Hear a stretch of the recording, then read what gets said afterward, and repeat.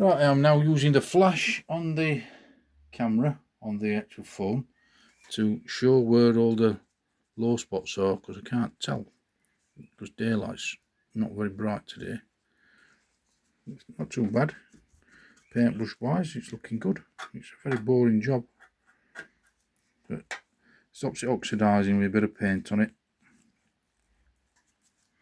Now, like I say, I've inspected that with my glasses on and that. It has not punctured through, so I am alright with that. It has not it's not going to leak oil all over. Although there's somebody down St Lawrence that's done it today by the looks of it, because they were a trailer oil and then a big puddle of oil, and then it goes up and around. So it goes up from St Lawrence up to like Dundas Road somewhere, and looks like speed bumps had them. Knackered the sump up on the car. I don't know which is though. Down near that S-type. No, it's down near the XF, Jaguar XF area, which ironically is where they give us them free gates that we were throwing away. So I managed to salvage them. Well, thank you very much for them, whoever you are. But sorry to hear that you've knackered your sump up, because there's a big pool of oil outside your house, so that's going to be a pain in the arse job.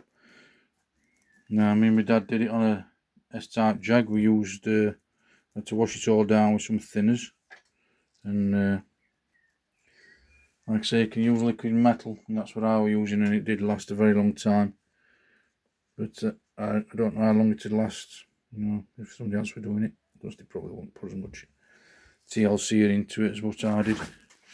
Now, I could have used a spray gun, but it would have diluted all my paint, and if they'd have diluted my paint down, there'd have been more paint to go back in bleeding tin, and I wanted to have a big enough tin.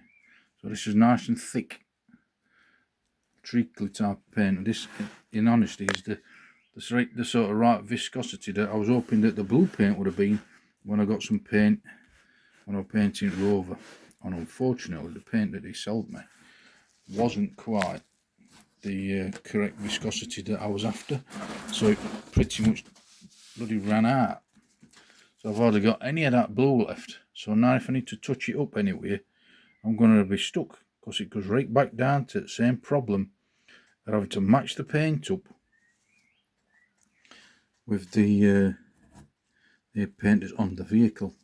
And that's a real pain in the ass, because I was hoping to get tons of paint, so I'd have some left over, and I was hoping they were going to sell it me nice and thick, treacly like, and it turned out to be like bloody milky, which is a bloody shame, because it was a big tin of paint. It cost me 50 odd quid on eBay. It did its job. It got the car painted, although it was crap fucking paint. All I think I can say, because modern day paint is not as good as it used to be when it comes down to car paint. It's all like that acrylic stuff, bloody horrible stuff. It is not designed for cars, it's designed for canvas. And then you put a bit of clear on top of it, and it seals it all in. But if you don't put no clear on top of it, you only have to touch it and the damn stuff scratches. So you put it on top of your paint, watch it dry, and then don't just go scratch its fucking base coat off. And you think, well, that's a useless fucking amount of paint, and you end up having to paint it again. So by doing it with this paintbrush, it's doing alright, and it's going to stop it oxidising. And I managed to go up top of it again with some what do you call it, with one of the sanding blocks that I've got.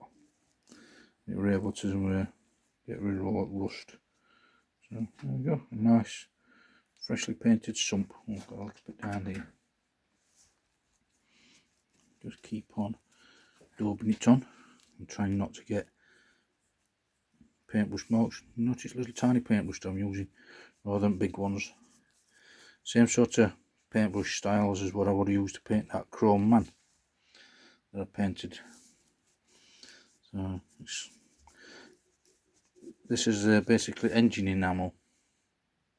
First time I've used this particular type of engine enamel, but I've used enamel before when I was working at Modular. We used to put it in oven, and it used to come out lovely and tough. Unfortunately I don't have an oven to put it in. We also did powder coating as well. But that's good enough for this sump. And it'll look the business when it's all dried. Might have to do another coat though. But thanks to this phone, it's got this little flashlight setting on it, and it allows you to use it like a flashlight, which is quite handy. But it hasn't actually got a flashlight setting on. It's one of the apps that you've got to download, which is a bit annoying. And I've got to check the gaskets as well, just to make sure the gaskets that I've got already fit onto this sump. But that's another job done. Now it'll be down to the engine proper. Now what I wash it out with, that is standard turpentine. So I'll put a bit of turpentine in a little vase, in a little glass thing, and then just wash my paintbrush out and wash it all off. I'm hoping it doesn't wash that off when it's dried.